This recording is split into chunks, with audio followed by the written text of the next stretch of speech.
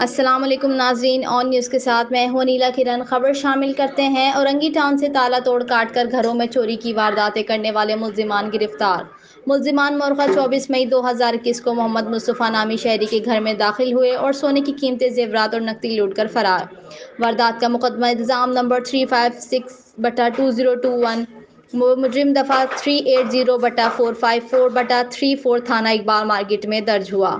S H O Iqbal market نے رئیس امروہی کے قریب کارروائی کرکے ملزمان بنام فیاض ولد صادق اور عدیل ولد لال دین کو گرفتار کیا۔ گرفتار ملزمان سے شہری کے گھر سے چوری کی گئی سونے کی چین، لاکٹ، 2 انگوٹھیاں، بالیاں اور 10,000 نقدی برآمد۔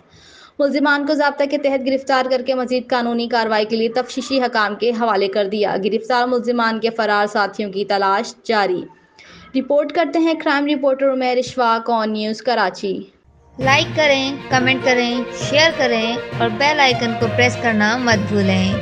دیکھتے رہیے آن نیوز۔